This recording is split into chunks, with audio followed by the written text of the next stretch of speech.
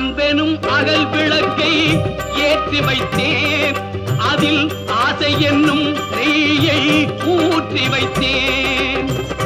அன்பெனும் அகல் விளக்கை ஏற்றி வைத்தேன்.